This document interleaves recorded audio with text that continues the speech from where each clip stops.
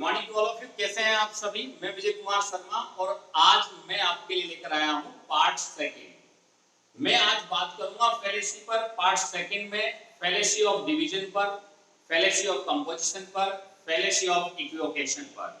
आज हम 6 टाइप्स की फेलेसी जो है इस वीडियो में कवर करने की कोशिश करेंगे। मैं आपको बता देना चाहता हूं कि ये सभी फेलेसीज बहुत ही इंपॉर्टेंट है।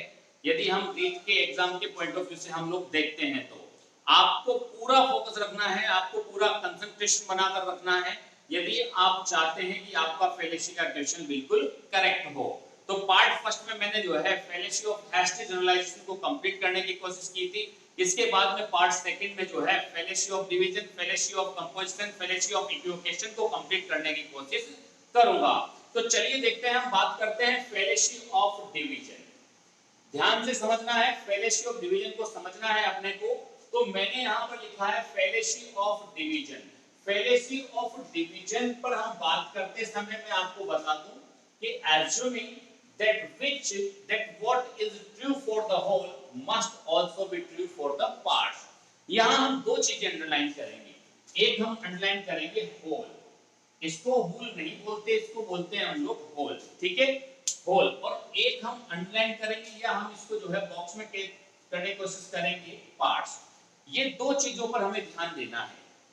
यदि इन दोनों चीजों पर हमने ध्यान दे दिया तो 101% हमारा फेलेसी का क्वेश्चन क्या हो जाएगा? करेक्ट हो जाएगा, जो किससे पूछा जाएगा? फेलेसी ऑफ डिवीजन से। तो चलिए, होल और पार्ट्स पर मैंने इसको अंडरलाइन क्यों किया है मैं आपको बता दूं कि ये वो फेलेसी है जिसमें ये बताया जाता है कि कोई चीज या कोई तथ्य जो सभी भागों के लिए सही हो, कोई तथ्य जो सभी भागों के लिए सही हो, वो उसके किसी एक पार्ट के लिए भी सही होगा। देखो यहां इसमें बताया गया है कि यह अनुमान लगाया जाना कि जो तथ्य सभी भागों के लिए, जो तथ्य सभी भागों के लिए सत्य है या सही है, वो किसी जो है इसके एक भाग के लिए भी सही होगा। ध्यान से समझना, होल और पार्ट्स इन दोनों ही चीजों को हमने बॉक्स में पैक किया है, बॉक्स में रखा है। वो क्यों रखा है कि जो तथ्य जो किसी संपूर्ण भाग के लिए सही है, वो उसके किसी एक भाग के लिए भी सही होगा। ध्यान से समझना, हमने पढ़ा था पहले फेलेसी ऑफ हैस्टी जनरलाइजेशन। उसमें हमने समझने की कोशिश की थी कि हम लोग क्या करते हैं, एक सिंगल इंसिडेंट या एक सिंगल एग्जांपल को देखकर एक जनरल रूल बना लेते हैं सभी के लिए। तो वहां भी मैंने दो चीजें अंडरलाइन की थी, यहां भी मैं दो चीजें अंडरलाइन कर रहा हूं, होल और पार्ट्स। इसका मतलब यह है कि जो चीज सभी भागों के लिए सही है, वो उसके किसी एक भाग के लिए भी सही होगी। ऐसा हम लोग इस फेलेसी ऑफ डिवीजन में मानते हैं और फिर ऐसा मानकर हम लोग जो है गलत कंक्लूजन निकाल लेते हैं, गलत निष्कर्ष निकाल लेते हैं, क्योंकि फेलेसी का मतलब ही होता है अ फॉल्स बिलीफ, एक गलत निष्कर्ष। तो आइए देखते हैं, हम एग्जांपल से समझने की कोशिश करते हैं। यहां मैंने लिखा है कि America is the richest nation in the world. America जो है रिचेस्ट नेशन है, कहां पर? इन द वर्ल्ड, संसार में अमेरिका जो है क्या है? रिचेस्ट नेशन है, ठीक है। तो यहां अमेरिका जो है ये क्या है? पूरा ये है होल, पूरा देश जो है एक रिचेस्ट नेशन माना जाता है, कहां पर? वर्ल्ड, संसार में। देयरफॉर इसीलिए, अब यहां देखो, देयरफॉर इसीलिए all Americans must be rich. कि इसका मतलब है कि वहां के जो अमेरिकन से, जो वहां के जो नागरिक है, वहां का प्रत्येक नागरिक कैसा होना चाहिए? रिच होना चाहिए, अमीर होना चाहिए। तो यहां हमने क्या किया कि इस अमेरिका को तो क्या माना हमने? होल, और अमेरिकन को क्या माना हमने? पार्ट्स। तो जो चीज पूरे होल मतलब सभी के लिए जो सही थी, इसके पूरे भाग के लिए जो सही थी, वो हमने इसके पार्ट्स के लिए भी क्या मान ली? सही मान ली। और इस तरीके से हमने जो है एक फॉल्स बिलीफ निकालकर यहां पर रख दिया। क्योंकि देखो अमेरिका क्या है? एक होल मतलब एक संपूर्ण भाग है जो संसार में सबसे ज्यादा क्या माना जाता है? अमीर माना जाता है। और फिर हमने क्या किया, जो सभी के लिए सही था, सभी भाग के लिए, पूरे भाग के लिए जो सही था, वही हमने उसके पार्ट्स के लिए भी क्या मान लिया? सही मान लिया। चलिए हम एक और एग्जांपल से समझते हैं। The sea when seen as a whole, जब हम समुद्र को संपूर्ण के रूप में देखते हैं, होल के रूप में देखते हैं, तो इज ब्लू, हमें कैसा नजर आता है? वो हमें ब्लू नजर आता है। इन कलर, कलर में कैसा नजर आता है? हमें ब्लू नजर आता है। जब हम समुद्र को, जब पूरे समुद्र को हम एक साथ देखते हैं तो हमें जो है पूरा समुद्र जो है कैसा नजर आता है? हमें पूरा समुद्र जो है ब्लू नजर आता है। किसमें? कलर में। Therefore, अब देखो यहाँ होल, जो चीज इसके पूरे भाग के लिए सही है वही चीज हम इसके पार्ट्स के लिए भी सही मान लेंगे। देखो आगे लिखा हुआ है Therefore, each drop of water must be blue in color। इसका मतलब है कि इसकी प्रत्येक बूंद भी जो है कलर में कैसी होनी चाहिए? ब्लू होनी चाहिए। तो जो चीज इसके संपूर्ण भाग के लिए सही थी वही चीज हमने जो है इसके पार्ट्स के लिए भी क्या मान ली है? सही मान ली है। तो इसमें यही कहा जाता है, फैलेसी ऑफ डिवीजन में यही कहा जाता है कि जो चीज संपूर्ण भाग के लिए सही होगी वही चीज उसके पार्ट्स के लिए भी हम लोग जो है सही मान लेते हैं, और यहीं से हमारे पास एक फॉल्स बिलीफ निकलकर आता है। चलिए आगे बढ़ते हैं हम लोग। यहां लिखा हुआ है कि all the plays of Shakespeare can not be read in a day. तो all the plays of Shakespeare, Shakespeare के जितने भी प्लेज हैं उन्हें हम एक दिन में नहीं पढ़ सकते हैं। यहां देखो हम शेक्सपियर के संपूर्ण पूरे भाग की बात कर रहे हैं, जितने भी उसने प्लेज लिखे हैं उनको हम लोग जो है एक दिन में नहीं पढ़ सकते हैं। तो यहां हमने बात किसकी की है? यहां हम संपूर्ण भाग की बात कर रहे हैं, हम होल की बात कर रहे हैं, ठीक है। लेकिन जो चीज संपूर्ण भाग के लिए सही है उसे हम लोग जो है इसके पार्ट्स के लिए भी देखेंगे। देखो आप, Therefore Hamlet cannot be read in a day। इसीलिए जो है हैमलेट को भी जो है एक दिन में नहीं पढ़ा जा सकता। तो कहने का मतलब है कि जो चीज इसके संपूर्ण भाग के लिए सही है जरूरी नहीं कि उसके पार्ट्स के लिए भी सही हो। लेकिन हम क्या करते हैं कि जो चीज इसके संपूर्ण भाग के लिए सही है वो इसके पार्ट्स के लिए भी सही होगी, ऐसा मानकर एक फॉल्स बिलीफ हम निकाल कर रख देते हैं, और यही क्या कहलाती है? फैलेसी कहलाती है। तो आई होप आपको समझ में आ गया होगा कि फैलेसी ऑफ डिवीजन क्या होता है। इसमें आप सीधा सीधा ये ध्यान रख सकते हैं, फैलेसी ऑफ डिवीजन का मतलब होता है होल टू पार्ट। ये एक लाइन में ही आपको पूरा क्लियर हो जाएगा। आपको ध्यान रखना है whole to parts, whole to parts जहां कहीं भी आ रहा है तो वो होगा, क्या होगा? फैलेसी ऑफ डिवीजन होगा, ठीक है। तो यहां तक आप इसमें आ गया होगा। अब हम थोड़ा सा आगे बढ़ते हैं फैलेसी ऑफ कंपोजिशन पर। फैलेसी ऑफ कंपोजिशन को समझने से पहले मैं आपको बता दूं कि फैलेसी ऑफ डिवीजन और फैलेसी ऑफ कंपोजिशन ये एक दूसरे के रिवर्स हैं, अपोजिट हैं। देखो ध्यान से समझो, लिखा हुआ है it is the exact reverse of the fallacy of division. यहां एक वर्ड आया reverse, it is the exact reverse of the fallacy of division. ये फैलेसी ऑफ डिवीजन का क्या है? रिवर्स है। अब रिवर्स कैसे है मैं आपको बता दूं कि फैलेसी ऑफ डिवीजन में क्या था? फैलेसी ऑफ डिवीजन में था होल टू पार्ट। क्या था? Whole to part. हम वहां पर जो है होल टू पार्ट वर्क कर रहे थे। यहां क्या था? यहां क्या है? यहां है पार्ट टू होल। क्या है यहां पर? Part to whole. Fallacy of composition में क्या है? पार्ट टू होल है। देखो समझने की कोशिश करो, सीधा सीधा लिखा हुआ है assuming that what is true for a part या parts is true for the whole। यहां हम अंडरलाइन कर रहे हैं वापस होल और पार्ट या पार्ट्स को। अब देखो इसको समझो, इस फैलेसी ऑफ कंपोजिशन का मतलब होता है कि यह अनुमान लगाना कि जो कोई तथ्य किसी एक भाग के लिए यदि सही है तो वो उसके संपूर्ण भाग के लिए भी सही होगा। ध्यान से समझना, आप मैं क्या कहना चाह रहा हूं कि कोई तथ्य जो किसी एक भाग के लिए सही है वो उसके संपूर्ण भाग के लिए भी सही होगा, ऐसा इसमें क्या लगाया जाता है? अनुमान लगाया जाता है फैलेसी ऑफ कंपोजिशन में। जबकि मैं फैलेसी ऑफ डिवीजन में जस्ट इसका रिवर्स था, वहां क्या था कि जो तथ्य सभी भागों के लिए सही है वो उसके किसी एक भाग के लिए भी सही होगा। और यहां क्या है? यहां जस्ट रिवर्स है कि जो कोई तथ्य किसी एक भाग के लिए सही होगा वो उसके सभी भाग के लिए भी क्या होगा, सही होगा। तो फेलेसी ऑफ डिवीजन और फेलेसी ऑफ कंपोजिशन में केवल इतना सा डिफरेंस है, फेलेसी ऑफ डिवीजन में हम होल टू पार्ट है और फेलेसी ऑफ कंपोजिशन में पार्ट टू होल है। देखो एग्जांपल समझने की कोशिश करते हैं। Each brick in that building, तो ईच ब्रिक यहां पर क्या हुई, ये हुई पार्ट, ध्यान से समझना। ईच ब्रिक क्या हुई यहां पर, part. Each brick in that building, उस बिल्डिंग की जो प्रत्येक ईंट है वह लेस देन अ पाउंड, उसका वजन जो है किससे कम है, अ पाउंड से कम है। तो अ पाउंड से कम है, कौन से कम है, तो therefore the building weight less than a pound.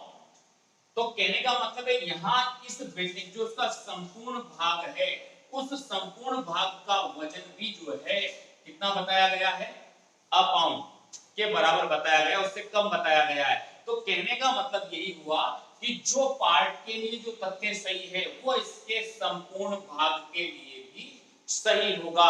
और ऐसा मानकर हम लोग क्या निकाल लेते हैं, एक गलत निष्कर्ष निकाल लेते हैं, अ फॉल्स बिलीफ को हम लोग जो है निकाल लेते हैं।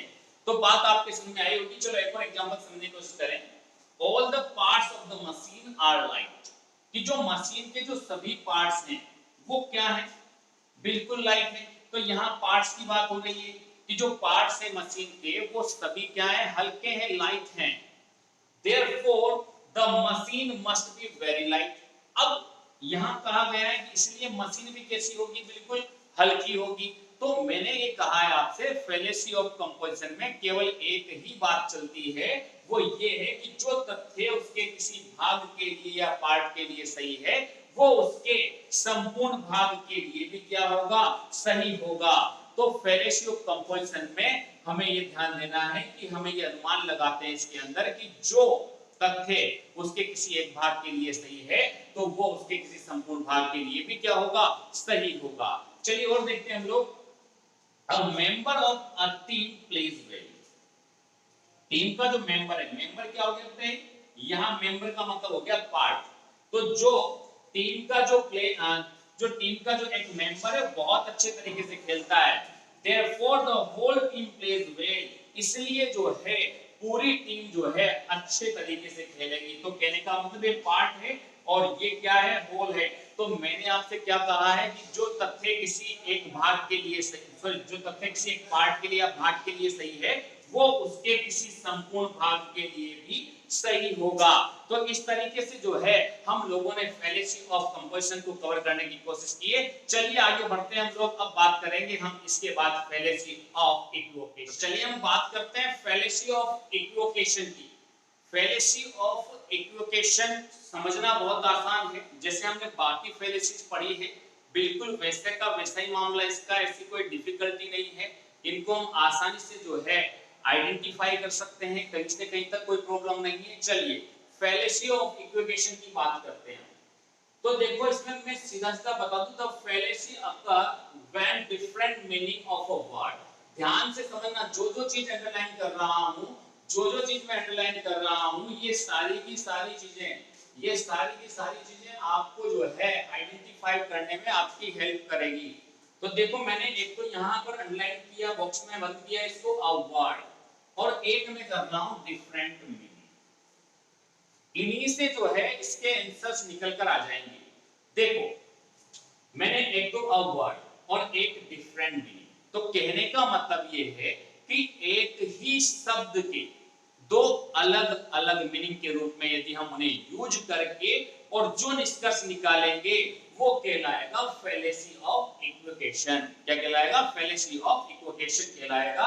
जब हम एक शब्द से एक शब्द का यूज हम डिफरेंट सेंसेस में करते हैं, जब हम एक शब्द का यूज डिफरेंट सेंसेस में करके और फिर जो कंक्लूजन निकालते हैं वो कहलाता है फेलेसी ऑफ इक्विवोकेशन कहलाता है।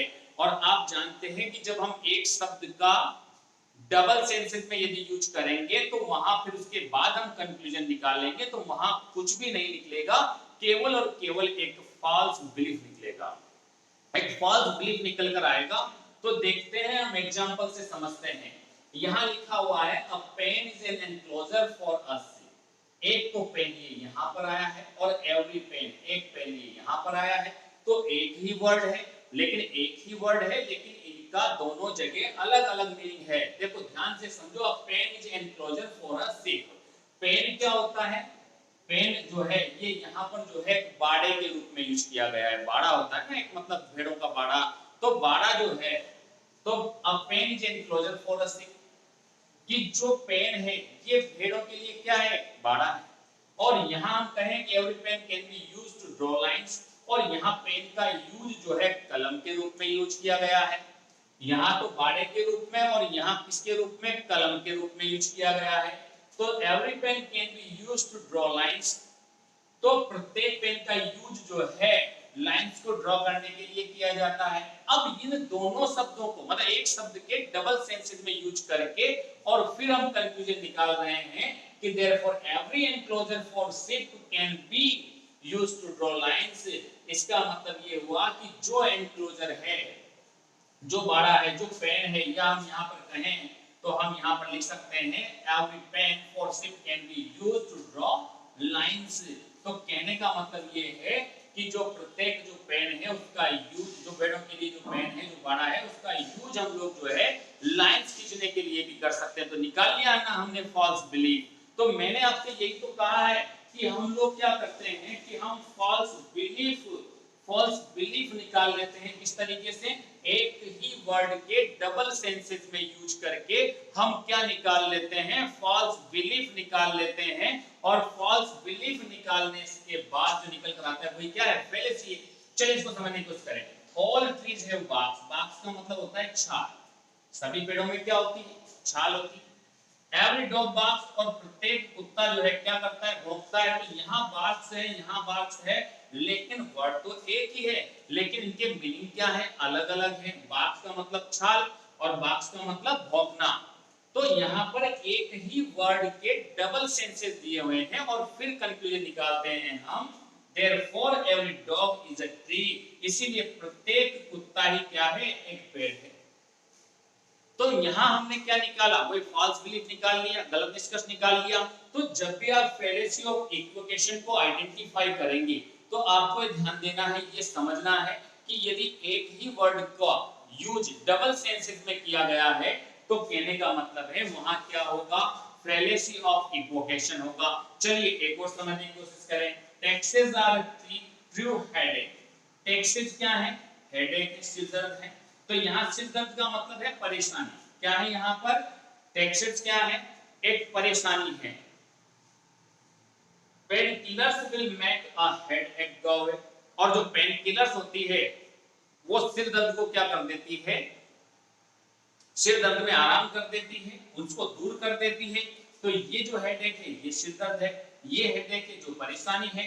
तो कहने का मतलब है कि एक ही मीनिंग है, मतलब एक ही स्पेलिंग है, एक ही वर्ड है और उसको डबल सेंस में क्या किया गया है? यूज किया गया है। उसके बाद कहा गया है therefore pain killers will make taxes go away. इसीलिए जो है पेन किलर्स टैक्सेस को भी क्या कर देगी? टैक्सेस की परेशानी को भी क्या कर देगी? दूर कर देगी, टैक्सेस को दूर कर देगी।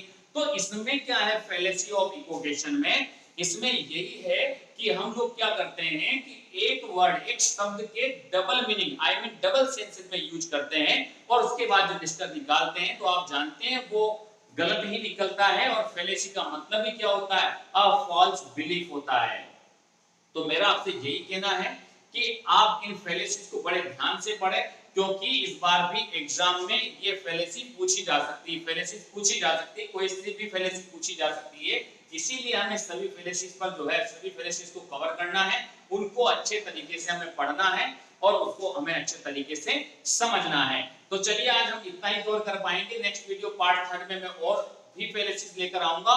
तो बिल्कुल आप मेरे चैनल को जो है लाइक, शेयर और सब्सक्राइब जरूर करें। Thank you very much.